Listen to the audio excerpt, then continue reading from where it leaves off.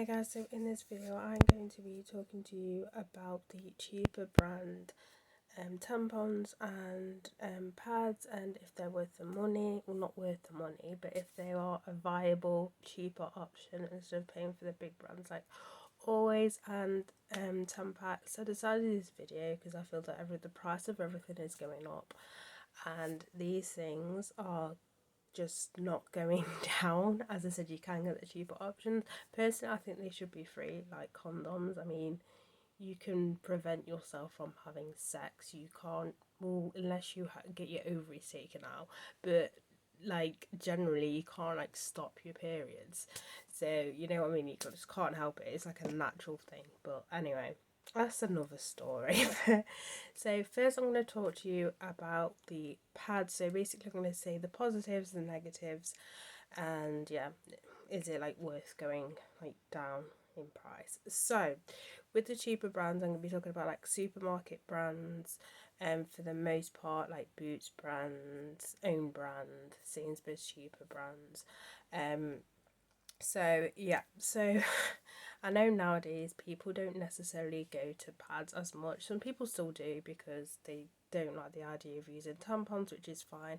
They usually say anyway, if you use tampons when you start to, so it depends on your cycle, but usually with me, as it goes to like the third, fourth day, it starts to slow down, and they say that is when you should switch to pads, because then you stop the whole kind of chance of getting I think it's toxic shock syndrome.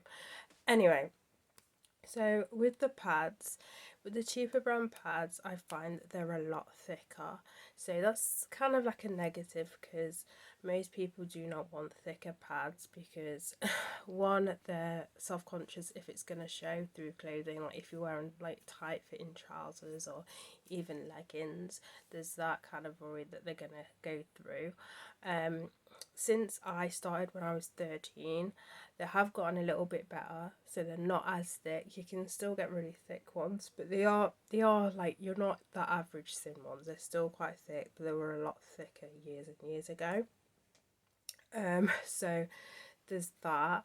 Another thing as well is not all of them will come with wings. Now this depends on your flow. For me, I need wings. So if I don't wear tampons from the start and I just go for pads, I kind of need wings. So if you're not familiar, actually I've got a picture of here. Basically, they're what wings are. So they basically wrap around the underwear, so it adds more of a barrier and stops it from leaking and stops the pad from moving. Now, depending on the pad, sometimes I can get away with not using wings. Again, it depends on how thick the pads are. With comparison, I do technically prefer the cheap ones, even though they are thicker. Because they are thicker, I find that they soak a lot more compared to the other ones. I know you can get like night, so these ones are the always day and night, so they're a lot longer. So again, yeah, you can go for something like Always, but as I said, they are expensive. Whereas if you just go cheaper, if you can get past the fact that they're going to be a little bit thicker, maybe you should probably during your how long your cycle is, go for something that's like more loose fitting, to avoid it maybe showing, and then I would say it was worth it. Now, when it comes to the tampons, this is going to be a deal breaker or not a deal breaker. So a lot of the cheaper brand tampons do not come with a tampon applicator. So they usually come, because I have one here, literally just in plastic, and you kind of twist it sometimes if the twist works, or you have to kind of fiddle around to get the packaging off, which is another negative. A lot of people may not like the idea of touching a tampon, than inserting it, like, if you get what I mean. But anyway, you are, even with with ones with applicators, you are supposed to wash your hands before you even insert one of them, just to minimize obviously getting the germs in there and end up getting toxic shock syndrome. And if you don't know what it is, just search it. I don't want to get into what it is, but basically it can kill you.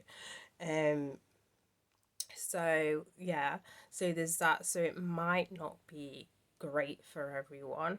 I do find though, which again makes no logic as to why I would buy Tampax anyway, because I can't use the applicators. I will just push it out the applicator and insert anyways, which is like why I buy them ones anyway, cinnamon in the first place. So that kind of thing doesn't bother me, the fact that it doesn't come with an applicator, but I can understand why it might bother some people. But as I said, just a note, you are supposed to wash your hands before inserting them. Another thing as well, I've heard kind of horror stories with these, whereas they've kind of like not bits coming off it, kind of things going wrong with the applicators, like they've gone cheap, but they've gone way too cheap, where it's like cheap and it's not been improved, and it's kind of gets into a messy situation. Basically, if you are going to go cheap with Tampax with tampons, just stick to like supermarket brands. Don't necessarily go for a brand you've never heard of in your whole entire life online and it's like really cheap. Because then you kind of get into, but I think they're getting good at stuff like that. It's only a few cases you hear about when it comes to like tampons and them falling apart and stuff like that. Another thing as well which nerves me sometimes with these cheap ones is the string is quite thin, and I'm always scared when I pull it that it's gonna kind of like rip, and then I'm gonna have to like somehow get it out without the string on. That's the only thing that worries me a little bit, but it's never happened to me before. So that's basically, so other than that, apart from the applicator, it just works like they work like normal tampons really. There's no kind of issues with like any leakage or anything like that. You can get the different leakage levels, that's probably not the word for it, but you can get the different levels of, you know, light, medium, heavy, like a normal high end. I don't want to say high end brands, but technically the prices that they are, you might as well just call them high end brands. So that is basically my comparison. So it's not like telling you should go for cheap, it's just opening up that cheaper brands aren't as bad than you may think. As I said with the pads, it's kind of like hit and miss. You don't have to go really cheap. I think there's a brand called I can't remember the brand now, which is slightly cheaper than Always. But yeah, it's just, you know, opening your options up and not to think that you have to always use Always because that's like the better brand. There's other brands out there. There's just maybe some leverage you may have to kind of deal with, as in like having them without wings. But they've been really good with stuff like that now, because when I first started, all the cheap brands like didn't have wings. Now they do.